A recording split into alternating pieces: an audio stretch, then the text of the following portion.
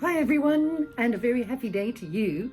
I'm so excited to get this new series on shadow work started, because the quicker we start working and healing ourselves, the easier it is, and so it becomes. Now, for many people, the term shadow brings up all kinds of negative and dark associations. And because of this, it's very easy to assume that shadow work is a dark spiritual practice that involves the negative and sinister aspects of our personality. But the reality is that the shadow is only dark because we are made of both light and dark aspects of our personality. And the shadow is dark because we are sometimes afraid of who we are and of ourselves. Now, the shadow was first brought into the Western world by psychologist Carl Jung, and he described it as the unconscious and disowned parts of our personalities that the ego fails to see, acknowledge, and accept.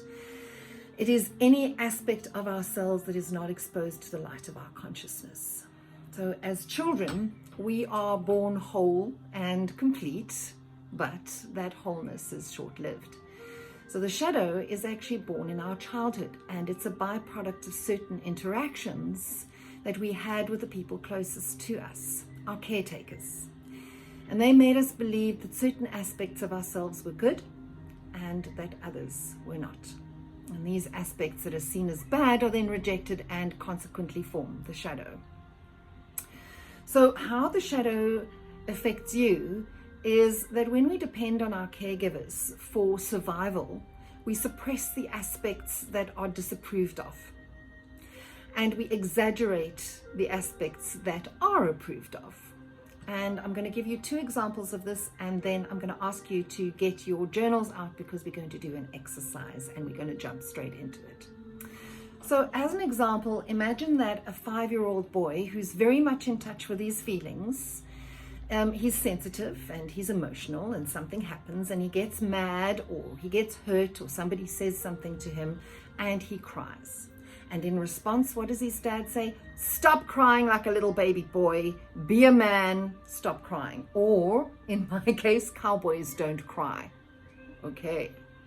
And then as an adult, he has trouble feeling things, and he won't show his emotions at all, even when it's required. And because of that, he struggles with his relationships, and he never actually allows himself to be fully seen. And that, of course, will create, with not being able to be seen or heard, will create so much conflict, and especially within a relationship scenario, where he will then expect the other person to fulfill that shadow self that he is not acknowledging.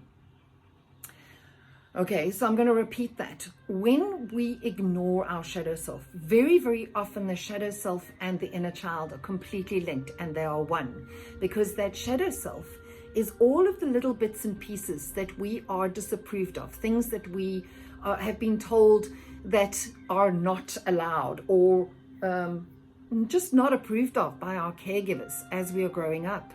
And so what we do is we suppress those things, and eventually what happens is that particular part of us starts throwing tantrums because it remains unacknowledged and continues just to remain in the shadows. It doesn't mean it's not there. It's still there. But when we ignore it and we do not bring it out into the light and deal with it, take it apart and look at where it all came from, and whether we actually have to still continue on with suppressing that shadow. This is what this work is all about. So another example, the shadow grows every time you repress it. So the more you push it down, the more it will grow up. And it will come out in irritation, in anger, in frustration with other people, when in actual fact, it's actually us that needs to love ourselves and fulfill ourselves within that particular gap or hole that is this darkness that we have not brought out into the light to look at, to see, to examine. And the more we suppress it, as I say, the more it will come up as a child that throws a tantrum. So this little example is a little girl who is angry about something, and she starts throwing a tantrum, and immediately her mom tells her to stop it. Stop being so bad. Every time she gets angry, the mom repeats the same thing. Stop it. Be a good girl. Okay, this whole thing of be good, be a good girl, be good, it sort of makes us feel like anything that is slightly less than good or doesn't fit that particular template that we have of what good is now bad. So when people keep on repeating, be a good girl or be a good boy, it's like, well, I already am. So what else do I have to be in order to be good? Surely I already am a good person.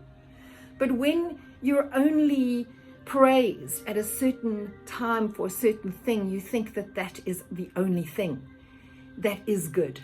And that means that anything else is bad and is part of your shadow self.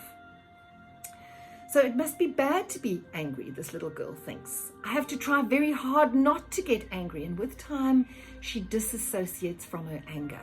But that doesn't make it disappear. She grows up believing she always has to have it together. And later on, she realizes that she has trouble at work because people push her buttons. And often she feels like she is about to explode and she doesn't know what to do. And she realizes that her anger is there all the time. Whether she brings it out into the light or not, it's still there. It's always there, all the time. Okay. And sometimes what happens then when you suppress that anger is it comes out in passive-aggressive ways. And of course, it continues to cause issues. So I'm going to now look at, so please take out your journals.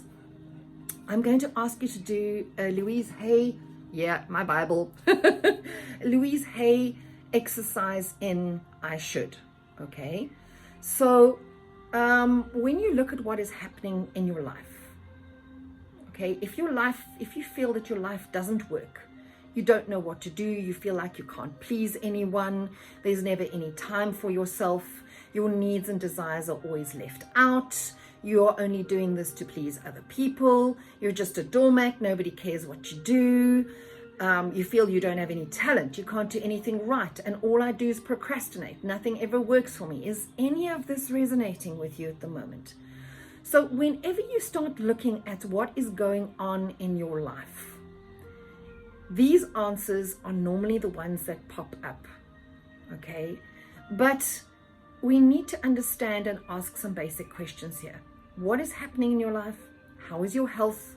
What do you do for a living? Do you like your work?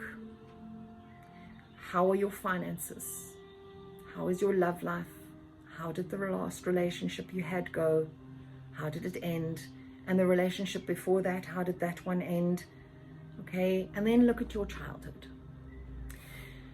Now, as we do with our journaling questions, I'd like you to start becoming aware of what comes up for you, what your body postures are, where you find all of a sudden having tension. As you ask certain questions about yourself or of yourself, look at where you have tension, what frustrations might want to come out, because immediately an emotion pops up, it's there for a reason, okay? And the next thing I'd like you to do is take your journaling book and I'd like you to write at the top of the page, I should. And now I'd like you to make a list of 5 or 6 ways to finish that sentence. Some people find it a little bit difficult to begin, but perhaps I should, and just list it, just let it flow. And then after you have written all of this out, read each one again and ask why you should. Why you should, okay? The answers are going to reveal a lot to you. I should because my mother said, because I'm afraid not to, because I have to be perfect, well, because everybody else has to do it. I should because I'm too lazy, too short, too fat, too tall, too thin, too dumb, too ugly, too worthless. Okay? Just let's now look at what the word should represents. The word should is probably the biggest scold that you could ever give yourself in your life. You should do this, because if you hadn't done that as you should, then you're a bad person. And somehow we understand as should, when we haven't done it, that we should have done it. It's a scold. We should have known. I should have known better. There's a song, I should have known better.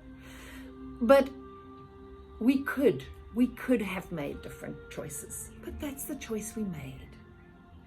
So today I'd like us to concentrate on all of those should things. And I'd also like you to concentrate on the voice in your head that makes you, all of the questions that you are asking yourself, all of the stuff that you find yourself as you are, and then those voices in your head that ask you the questions, that doubt, that make up excuses, that get angry.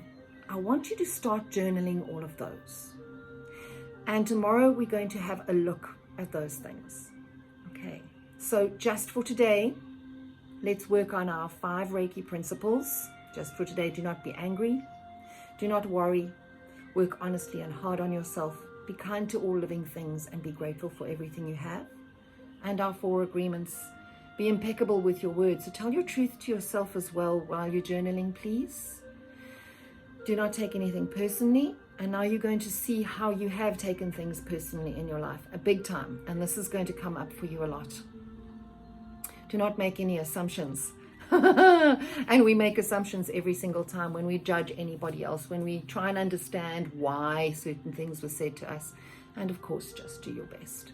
So this is an important part of your work. Please do it honestly and work honestly and hard on yourself, because no matter what, healing starts with yourself. And the only way to see change in the world is to make changes within yourself. You can only change yourself. You cannot change anything else. You can only change yourself. So be that change that you want to see in the world. And love yourself unconditionally. Very excited about the shadow work. And I'll see you here again tomorrow.